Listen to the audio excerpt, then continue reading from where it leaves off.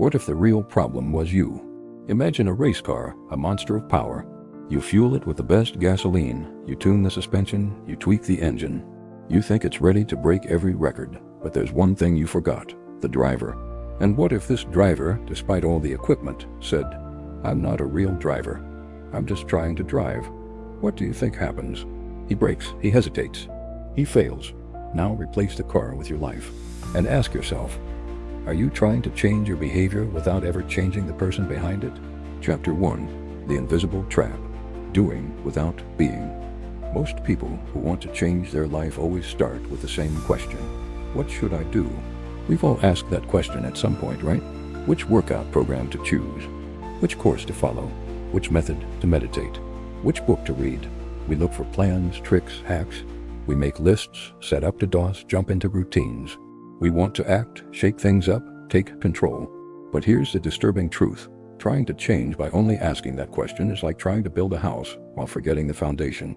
Imagine for a moment that you want to plant a tree. You take the best seed, you water it, you put in fertilizer, you're full of hope, but you bury it in rocky, hard, dry soil. What will happen? Nothing. The seed won't sprout. In your personal transformation, this soil is your identity. It's the way you see yourself, the truth you accept about yourself. It's the inner voice that whispers, "I'm not that kind of person. I can't do that. That's not for me." And as long as this belief is there, deeply rooted, all your actions will crash into that invisible wall. A simple example: you want to wake up earlier. You buy an alarm clock, set an alarm, commit to it. But every morning, that little voice says, "I'm a night owl. Mornings just aren't for me," so you hit snooze. You feel guilty. You try again. But eventually you give up. It's not a lack of willpower. It's an identity conflict. You haven't yet integrated the version of you who is someone who wakes up early. Imagine your life as a theater. On stage, you play a role every day, one you've chosen or one you re-stuck with. But behind the scenes, there's a director, your identity. This director decides who walks on stage, which costume you wear, which lines you say. If this director is stuck in an old idea of yourself, no new play can be performed. You can rehearse your lines, but it will always be the same story. To change, you first have to change the director. First, make him believe that you are capable, that you are worthy, that you are the hero you want to become. And then, the actions will follow naturally. Why is this trap so sneaky? Because society often pushes us to do without really being. We glorify results, visible achievements. But we forget the intimate, the core of change. That's why you may have tried to change 1,000 times, but ended up feeling tired, discouraged, like an imposter. Because you were working on behaviors, on strategies, but never on yourself. Never on the foundation. Who am I? What story am I telling myself about me? What you can do now, the first step is to identify those limiting beliefs. Say them out loud, write them down. Because an unconscious belief controls your actions from behind the scenes. For example, "I'm not disciplined. I'm not made for this. I suck." When you see them clearly, you can start to challenge them. You can say to yourself, what if I changed that story? What if I gave myself permission to be different? What if I started to identify with the one who succeeds? This inner transformation is the soil where all your future actions will grow. Without it, you risk spending your life doing without ever being. The invisible trap is the gap between your actions and your identity. Changing your life doesn't happen by copying external behaviors. Change is becoming the person who naturally acts that way. Before thinking, what should I do? Ask yourself, who am I? Who do I want to become? And align what you do with the answer. Chapter 2. The Hidden Immunity to Change. The invisible break. Have you ever felt this? You're ready. You're motivated. You want to change. You commit. You do everything you're supposed to. And then, out of nowhere, an invisible wall appears, and you backtrack. You procrastinate, sabotage yourself, give up. It's frustrating, isn't it? You wonder, why? Why can't I make it happen, even though I really want to? An invisible mechanism at work. This phenomenon is what Robert Keegan and Lisa Leahy call immunity to change. Think of your mind like a fortress. It has walls, guards, and moats. These defenses exist to protect what's inside, your comfort zone, your identity, your beliefs, your psychological safety. But sometimes what the fortress protects no longer serves you. Your current self suffers from the lack of change, but the fortress refuses to let transformation in. Why? because change risks losing parts of yourself you're attached to. The invisible protections when you say, I want to launch this project, succeed, push myself further. A quieter voice whispers in your ear, what if you fail? What if people laugh? What if you lose your stability? That voice is the fortress's gatekeeper. It wants to protect the old you, even if that old you is struggling. Changing is like letting go of an old, worn coat that's familiar for a new coat you don't yet know. The dilemma of change. This immunity system works like an internal tug of war. You have two parts pulling in opposite directions. On one side, the part that wants to move forward, grow, and transform. On the other side, the part that wants to stay safe, avoid risk, and keep what's familiar. Imagine a boat in the middle of the ocean. You want to raise the anchor and sail to new lands, to transformation. But there's an invisible chain holding you back to the harbor. That chain is your immunity to change. The harder you pull, the stronger the chain seems. But if you learn to understand the chain, observe it without resistance, you can gently untangle it. You can calm the fortress's guards and show them the new territory is safe. How to move beyond immunity? The first step is awareness. Recognize that this resistance isn't a personal failure. It's a natural mechanism. Next, identify the hidden benefits this immunity protects. For example, fear of failure protects your need for safety. Procrastination protects your need to avoid criticism. Doubt protects your need for control. Once these benefits are clear, you can work on reconciling those needs with your desire for change. A simple exercise when you feel yourself stepping back, ask, what am I losing if I change? What is this resistance trying to protect inside me? How can I honor this need while still moving toward my goal? Immunity to change is an invisible but powerful break. It's not an enemy to defeat, but a system to understand, listen to, and tame.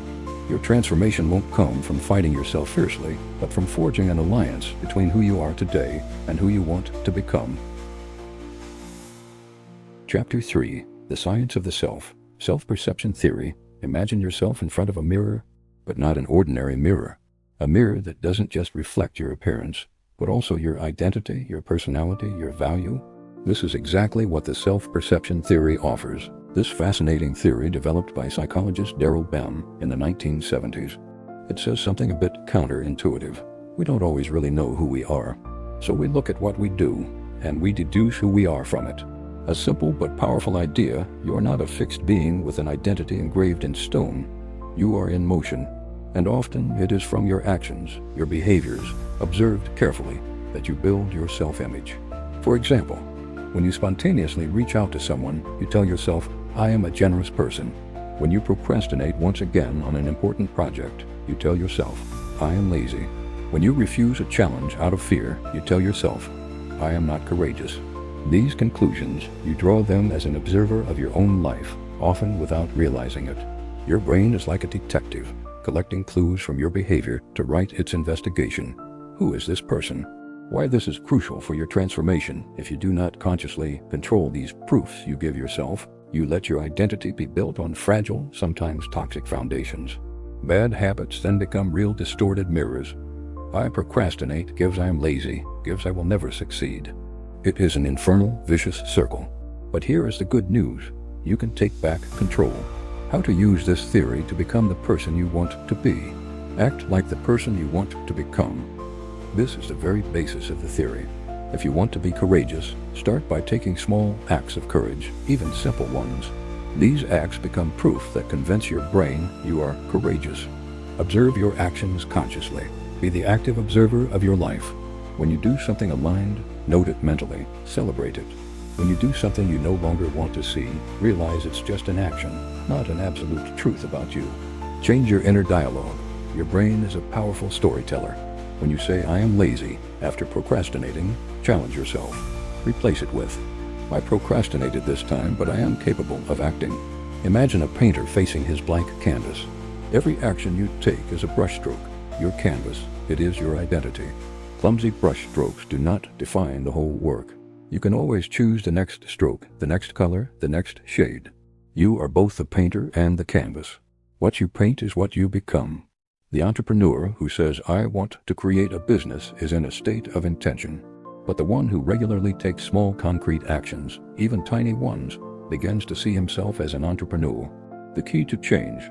Start by acting, even small. Launch yourself into an action that reflects the person you want to become, even if it is not perfect. Each action is a brick in building your identity. Over time, these bricks come together into a solid wall. Self-perception theory reveals to us that identity is not fixed. It is built by observing our actions. You don't need to wait to feel ready to become someone. Start by acting like that person, even in very small ways. Your brain will take these actions as proof, and your identity will naturally evolve. Chapter 4. Identity-based habits. The core of real change. Picture this. You're building a skyscraper. You can stack bricks all day, every day. But if the blueprint is shaky and the foundation weak, eventually the whole thing crumbles. In your life, your habits are the bricks, but your identity? That's the foundation. James Clear, author of the best-selling book, Atomic Habits, dives deep into this exact idea. He explains that most people are trying to change at the wrong level. They start with the results. I want to lose 20 pounds. I want to write a book. I want to start a business. These goals are clear, measurable, and totally superficial. You might hit them once, but you'll likely slide right back. So others move one level deeper. The processes. I'll go to the gym 3 times a week. I'll write every morning for an hour. I'll plan my day the night before. That's better. These are habits and routines, but they're fragile. If your mood dips or life throws a curveball, you fall off track. There's a third level though, one most people ignore. Identity. As James Clear puts it, true behavior change is identity change. That means real transformation doesn't come from doing more. It comes from becoming someone new. Why identity is so powerful? Because once you believe you're a certain type of person, your actions align automatically. You're no longer forcing change. You're expressing who you already are. Say, I'm a runner. You run, even when it's raining. Say, I'm an entrepreneur. You solve problems and take risks, even when it's hard. Say, I'm a writer. You write, even when it sucks. That's identity-based habit building. Not pushing against resistance, but becoming the kind of man for whom these actions feel natural. You no longer argue with yourself. You act in alignment with who you are, not who you're trying to become. James Clear shares how, when he started writing, he struggled. He procrastinated. He doubted himself. But one day, something shifted. He started telling himself, I am a writer. That single shift flipped the script. He didn't write to meet a goal anymore. He wrote because it was who he was. And today, he's one of the most widely read personal development authors on the planet. Try saying this. Instead of, I'm trying to get in shape, say, I'm someone who takes care of his body. Instead of, I need to stop procrastinating, say, I'm a disciplined man. Instead of, I'm starting a new project, say, I'm a man who takes action. These aren't just affirmations, they're identity anchors, the kind of mental triggers that help you start seeing yourself differently. And once that inner image changes, your behavior begins to follow. In short, instead of asking, what should I do? Ask, who do I want to become? Start from identity. Then let the habits follow, not as a chore, but as a natural extension of who you are. This mindset shift, it's a game changer. And it puts you on the path to deep, lasting transformation. Chapter 5. The Power of Small Identity Wins. How tiny actions redefine who you are. Imagine standing in a courtroom. There's a jury in front of you. But this isn't a trial for guilt or innocence. This is a vote for who gets to run your life. And every day, you get to cast that vote. So the question is, how do you convince the jury, your brain, your subconscious, that you are already becoming the man you want to be? The answer isn't in grand gestures or big wins. It's in something far more subtle and far more powerful. Evidence. Tiny, repeated pieces of proof, votes you cast for your future self. This is where the concept of small identity wins comes in. Why small wins matter. Here is the thing. Real change doesn't come from flipping your life upside down overnight.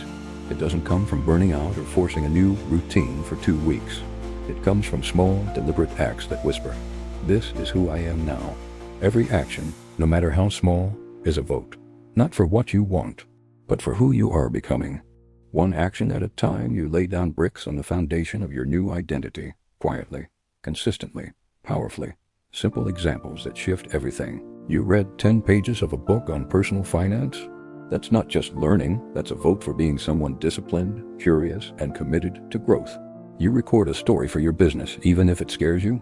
That's a vote for being a bold, authentic entrepreneur. Someone who shows up despite fear. You refuse a lazy excuse and go work out anyway? That's a vote for being a man of action. A man who keeps his word. You say no to a destructive habit even just once? That's a vote for becoming someone in control. Someone who owns his choices. It's not about perfection. It's about evidence. Because evidence compounds. The virtuous cycle of identity wins. Each tiny win becomes a tiny belief. And these beliefs over time build a new internal narrative. I am disciplined. I am consistent. I'm building something real. I show up no matter what. And the more you believe that story, the easier it becomes to act accordingly. Identity fuels action. Action reinforces identity. And the loop feeds itself upward. Let's say there's a guy named Max. He wanted to become a writer. But deep down, he didn't believe he had what it took. I'm not creative enough. I'll never finish anything. The usual stories. So instead of aiming to write a novel or publish a blog, he started small. 1 sentence a day. That's it. No pressure. No deadlines. Just proof. Daily proof. After 30 days, Max had 30 sentences. But more importantly, he had a new belief. I'm someone who writes. That belief became momentum. And that momentum, it carried him through his first full chapter. What you can do right now, grab your phone or a notebook and write down 3 simple actions you can take this week. Not huge commitments, just tiny, intentional steps toward the man you want to become. Examples. I'll read 5 pages every morning. I'll send 1 message to build my network. I'll wake up 10 minutes earlier, then do them every day. And when you do, don't just check a box. Say this to yourself: this is a vote for my future self. This is evidence that I've already started. Why this works? Because your brain doesn't need fireworks, it needs patterns. And each action builds a new pattern. Each small decision becomes a reference point. I did it yesterday. I can do it again. Before long, your brain isn't asking, can I do this? It's saying, this is just who I am now. You don't need to wait until you feel ready. You don't need to be perfect.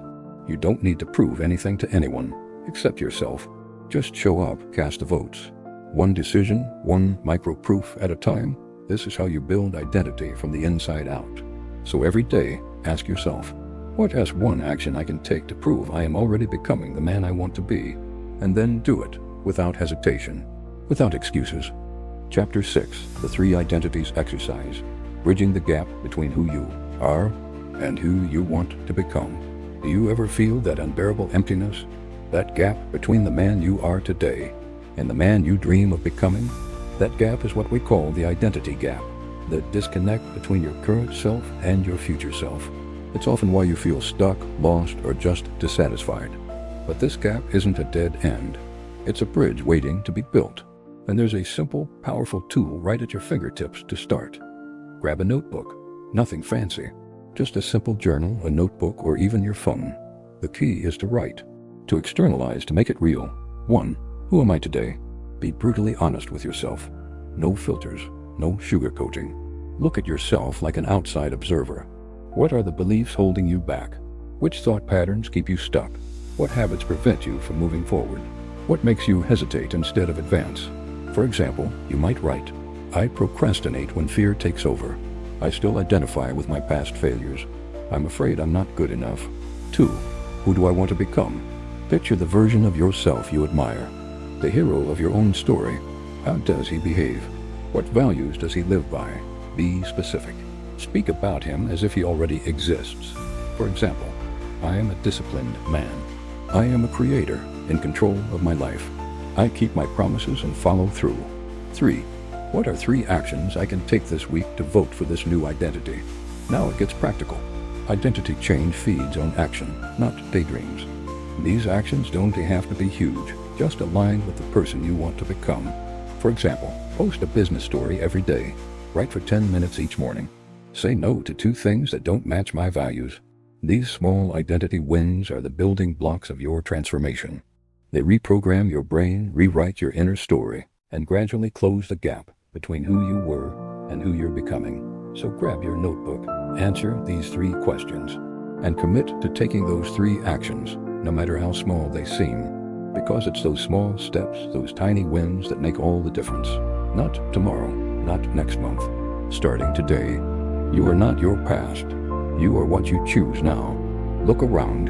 The world is full of men who who are just trying, pretending, dreaming but never daring. Why?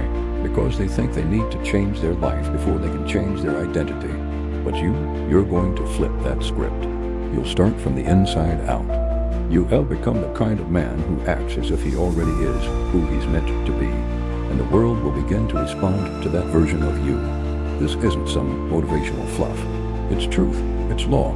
You don't get what you want. You get what you are. If this message hit home, you've got two choices. You can scroll away and forget about it. Or you can make a bold decision to become the man you're meant to be. So hit the bell, subscribe to the channel, and most importantly, drop a comment with the words, "I choose my identity." Not for me, for you, to make it real, to make it stick. And if there's anyone who needs to hear this, send this video his way. Because we're all on the same path, becoming more aligned, more powerful, more true to who we really are. See you in the next one.